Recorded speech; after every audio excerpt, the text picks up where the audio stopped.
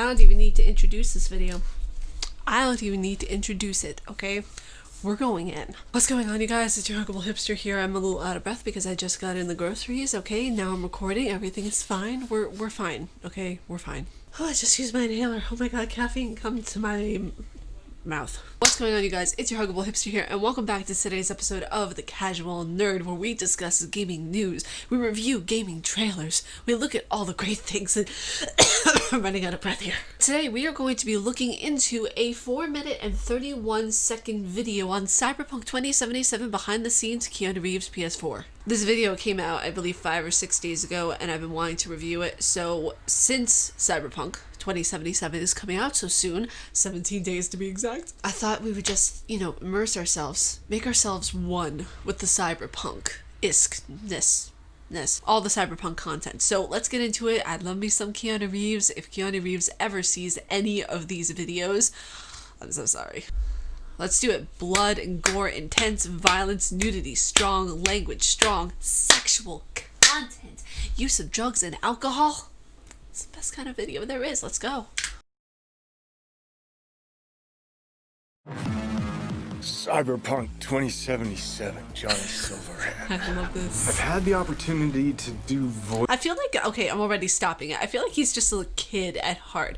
Like, yeah, he's an adult who has done many amazing movies, but he's just like, he's a kid at heart. Voiceover a few times. I'd worked on a cartoon. I had done some documentaries. I'd never done this much. You know you don't got it. I'm so excited. Oh my god, I'm so ready for this. I'm so ready for this. I'm so ready for this. Okay. You know you don't gotta speak out loud to talk to me. And I've processed some shit. Changed my mind. Don't want you dead anymore. And got to play a character in so many kind of different ways because of different paths or threads or choices. So you almost get to play one moment, say you have a decision. Would you take a bullet for it? With 3 different behavioral attitudes. So that was fun. Oh, so is there going to be multiple endings in this game? Are there going to be like multiple threads where you like the choices that you make early on in the game impact what ending you're going to get? Bruh. I'm excited. This is something I've always wanted to do. This is like a bucket list thing for me, is to do motion capture. This is something that I love watching. I love watching behind the scenes for motion capture. I love seeing how it's done. It's like we're all playing pretend in an essence. And we just, it's kind of like you just get paid to play pretend, honestly. And I love it. I love that the stories and everything allow for such creativity in motion capture. It's amazing. Overhand. So one of the first elements that I was involved in with the game was motion capture.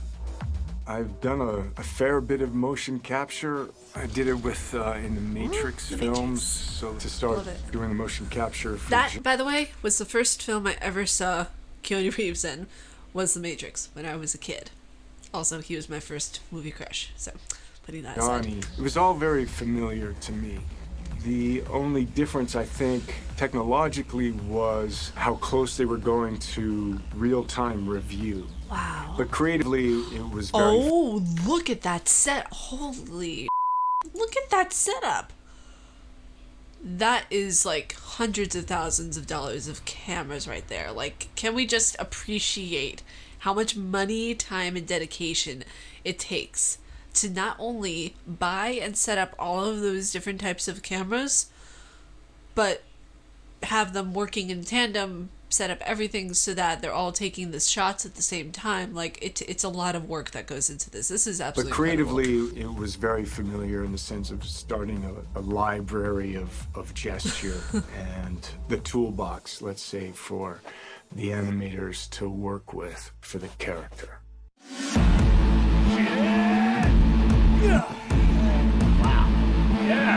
Oh, this is so cool. I love this. So you get to see Johnny as the rock star.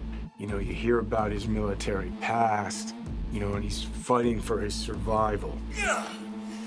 So he's kind of got all of these things leading into the moment of this guy. It's really a kind of an interpretation, because I think there's a Johnny Silverhand in all of us. He's got a lot of energy.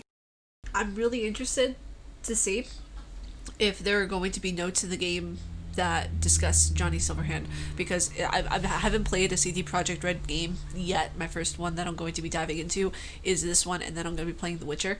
But it's fascinating to me how they're making this character so multifaceted in a sense. You know, for me, I just thought Johnny Silverhand was going to be like this one-off character. You know, no offense to the game or anything like that. I thought it was just going to be this one-off character that they had in the trailer and in the game and everything like that, and you had to unlock, kind of like the way you had to go really deep into the game and with a lot of the missions to see Conan in Death Stranding, kind of like that.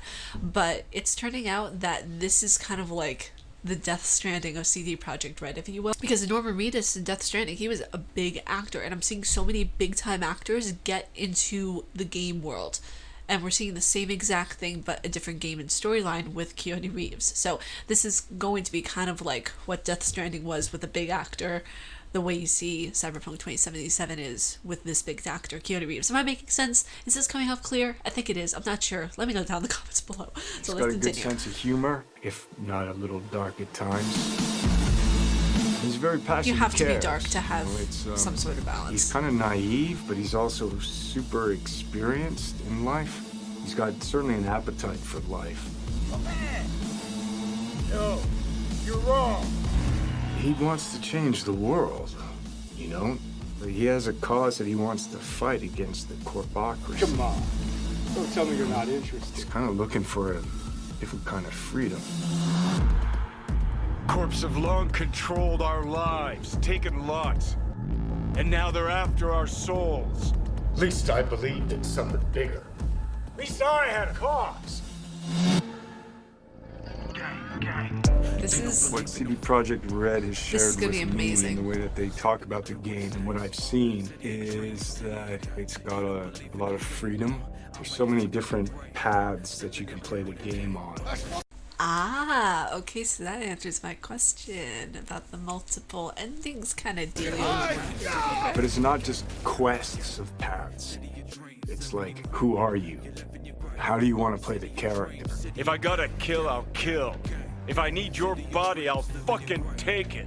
You can go into action, you can go into mystery, you can problem solve in different ways. And where you go in this world, there's so much detail. There's so many different things that you can go off into that are really interesting and fun.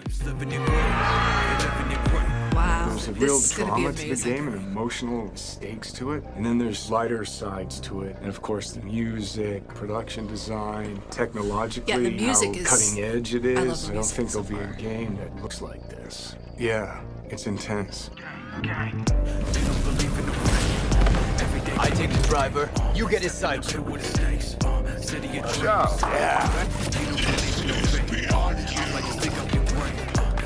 I can't wait to see what the boss battles are going to be like in this game, if there are going to be boss battles.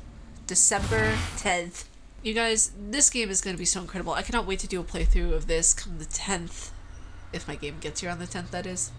I'm so ready. I am so absolutely 100% ready to get this game, process it. Well, I guess, yeah, process it. I mean, we're going to be going into like this full universe. It took almost a decade to make. Like, this is no joke. Like, this game took such a long time to make. That's why none of you guys should be upset that it was delayed. If you guys are upset that it was delayed, that is more of a you problem than it is a Cyberpunk or CD Projekt Red problem. So next in news that we're going to be talking about is something that I've wanted to discuss on this channel for the past week or so now that the news has been out. I don't really talk about YouTube news all that much because it was bringing unnecessary drama to my channel, and I'm just like, you know what, I'm a gaming news channel where I discuss game reviews, I talk about gaming news, I talk about the psychology behind games and everything like that. I don't need this unnecessary BS on my channel, but sometimes things are way too important to discuss.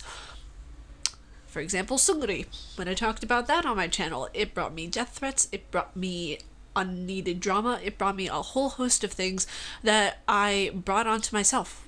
Just be honest, I brought it to myself because I was the one who decided to discuss it, and I'm glad I did. Those videos are still up. If you guys want to see the myriad of comments, go check it out, because I did not close the comment section on those videos. I felt like it was very important to see, and I feel like this will be somewhat in the same vein while I'm not talking about K-pop, I am going to be talking about YouTube and the recent thing that has happened where YouTube has begun putting ads on non-monetized creators, but they're not going to be paying the creators for the monetization that they're putting on said videos of theirs. They're going to be putting ads on non-monetized channels, which I think is cool. So if you guys see an ad before this video, do let me know. And before I get into my thoughts, I want to read to you guys clips from the article. That way you guys can get a sense of really what's going on in a nutshell. So it states here in the article that to become a partner on YouTube, you need to have more than 1,000 subscribers and achieve 4,000 hours of valid watch time, which, by the way, we're almost to 2,000 subscribers on this channel,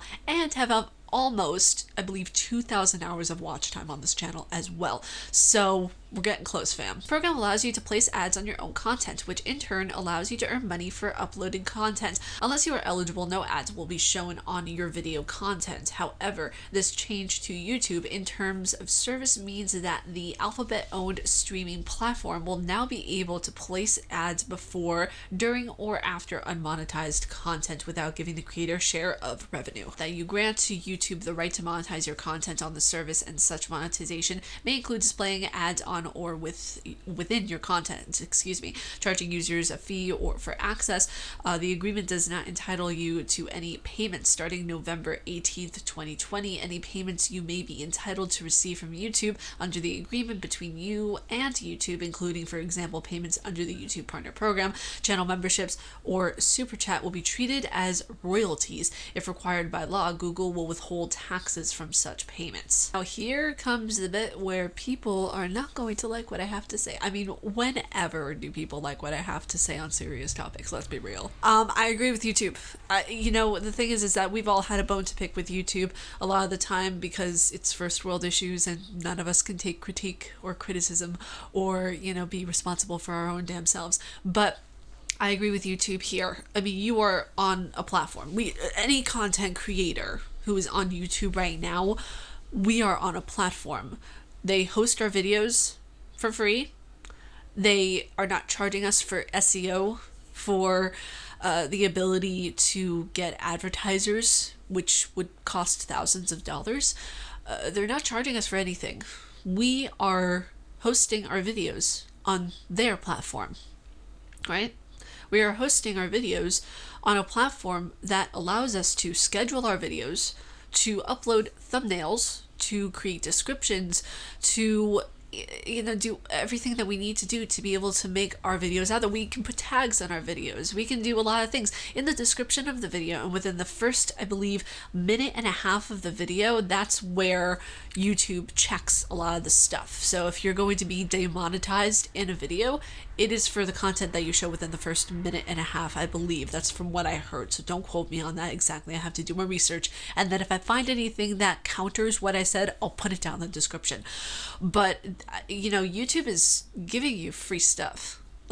Like, they're not really making anything harmful to you. They're not doing anything bad to you. Besides the entire situation with COPPA, which is the only thing that I can really think of that YouTube has done that wasn't entirely transparent. YouTube is giving us free shit. Like, they're doing things that are correct over here. They're updating things. They're sending regular notices now, which before they weren't as transparent, but they become more transparent. So thank you, Susan, for that. They promote the little guy too, which, I mean, it's kind of interesting how people now think that, YouTube doesn't promote the smaller content creators. This just shows that they do. If ads are going to be put onto channels who aren't even partnered yet, then it shows that they actually are noticing smaller channels like myself, like other creators. I think one of my friends, Volts, I believe his channel is, he had one of his very first YouTube channels that he created years ago. His first video from that channel got pushed by YouTube onto recommended. So if that doesn't tell you that YouTube is looking out for the little guy, I don't know what does. So yes, do I agree with what YouTube is doing? Absolutely. A lot of people aren't going to like it because they're looking at things through a very surface level. They're not looking at things in depth. I mean, how dare YouTube do this on their own platform? So bad. But whack on the wrist. I mean, if you go to other hosting platforms and everything like that, you're probably paying upwards of $75 a month. I mean, how dare YouTube monetize on their own platform, right? It's crazy. I mean, how dare YouTube give you a hosting platform for free and ask for nothing in return? Oh my God, it's so bad. It makes me laugh, you know? It just makes me really laugh. Or better yet, I have an even better idea. Why don't you actually work hard on the platform and make partner? Just like me and so many other YouTubers are doing right now. Because it's the grind, it's the passion, it's something that you need to work hard. That word, working hard, imagine that. You actually gotta work hard in order to get what you want. So let's go on to some gaming news now, where PlayStation seemingly is playing a response to the Xbox Game Pass, which we all saw coming, by the way. Just want to put that out there. It states here in the article that Sony Interactive Entertainment CEO Jim Ryan states that there's news to come, and quote, on a PlayStation response to the Xbox Game Pass, Microsoft's popular subscription-based game service. In an interview with TASS, Ryan was asked about how PlayStation will respond to Game Pass, which he has become an increasingly attractive proposition for Xbox in recent years. While not explaining exactly what the response will be, Ryan did make clear that, in quote, there is actually news to come, but just not today. Continues on stating that Ryan went to point out that PlayStation already has its Now subscription service. He is presumably also not talking about the existing PS Plus collection, which bundles a number of classic PlayStation games into the cost of a PS Plus subscription. Likely any further response would be either a new service or in addition to the one above. Xbox Game Pass offers over 100 games as a part of a monthly subscription, including all newly released titles from Xbox Studios, and its ultimate tier that includes Xbox Live Gold, EA Play, xCloud, and currently a 30-day subscription to Disney+. It's been a huge success for Microsoft, within the 70% of Xbox Series X and S owners subscribing to Game Pass. Listen, if they're going to be coming up with a new subscription service, it's most likely going to mimic what Xbox is doing, considering the fact that it is so successful. $14.99 for both Gold and Game Pass per month. That is really good. I find it rather interesting, though, that ever since the Xbox came out, PlayStation is now trying to, like, or not trying, but they kind of are, in a sense, trying to mimic what Xbox is doing. I mean, you know, you can't repeat success, folks. That was my bias side coming out. Okay, I love both consoles and I love all consoles in general, but this is this is just interesting. I mean, for the new people here, yes, I am Xbox biased. It was the first like legit console I ever got back in 2016. Okay, if we're gonna go like really super nitpicky, I got my first console when I was 10, and that was a GameCube, but I'm not counting that right now. I count Xbox as like the first legit console with like a wireless controller and everything like that. But it's just fascinating to see, because it's like, because I feel as if they're going to be doing something similar to Game Pass, but at this point only time will tell. I feel like within the next year we're going to hear something regarding possibly a new like not extended, but like I don't know, a fancier version of the PS Plus, if you will, where it does offer more for the buck that you are spending. So be sure to look out for that if it actually does happen, which I think it might. Speaking of PlayStation, God of War Ragnarok might not be a PS5 exclusive. It states here in the article that God of War Ragnarok may not be a PS5 exclusive, according to a recent interview with top PlayStation executive. In an interview with The Telegraph, PlayStation CEO Jim Ryan was asked flat out if God of War Ragnarok would be a PS5 exclusive. He states, in quote, "Sorry, I've got nothing to say about that today." Ryan answers, thereby launching the speculation ships. With a God of War Ragnarok set to release sometime next year, players are naturally wondering if it will be a next-gen exclusive or it will release cross-gen on both PS4 and PS5, or maybe also on PC. Just, you know, putting that out there, because Horizon Zero Dawn is on PC as well as Death Stranding. So, and it's unclear how long Sony's Santa Monica has been working on the title. If it's been in production for some time, then a cross-gen release wouldn't be all that surprising. I just say that I love the fact that they're doing all these Norse mythology type of games. I'm living for that. You know, I'm a Norse mythology buff, and for me, anytime I see something that has to do with Norse mythology, I just, internally, I'm like, yes! Winning Assassin's Creed Valhalla, Hellblade, now God of War Ragnarok. I love it. Now lastly, in gaming news, Far Cry 6 is reportedly coming in May of next year. It states here in the article that the release date for Far Cry 6 has seemingly been leaked via the Microsoft Store. The Microsoft Store page in question features a listing for Far Cry 6 and indicates that the release date for the Ubisoft game will be May 26, 2021. As of right now, the page is still available for viewing and hasn't been taken down, so there's an option to pre-order for $59.99. A user in Wisteria posted a screenshot of the web page in case the listing gets taken down. But I just find this interesting. You know, I'm just like, so many games have been doing this. Valhalla, I believe on the store, that's how we got the leak of the release date of some of the next gen games that were coming out before the consoles even came out. So that's how we got the release date for the consoles and for the next gen games, and I found that really interesting. So I mean, listen, their marketing department has a lot to do. You guys, I hope you all enjoyed this episode of The Casual Nerd. If you guys like my face and what I do, please be sure to subscribe and hit that bell down below, because I make videos every Monday, Wednesday, and Friday. I don't normally upload on Saturdays, which is why I'm considering this kind of special, because I'm thinking of doing more vlogs on this channel of how I work at home and of organizational type stuff, because since COVID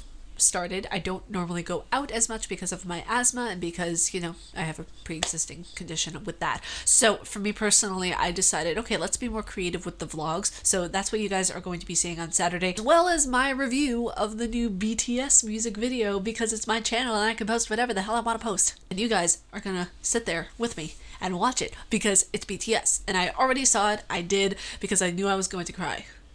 I knew I was gonna cry. And lo and behold, I did cry. So I didn't want to be a crying googly oogly mess for you guys on YouTube. I actually want to sit down and look at it through a video editor's perspective. So expect that also on Saturday as well. So a bunch of content is actually coming within this week. I'm really happy about it. But you guys stay casually nerdy, and I will see you all in peace.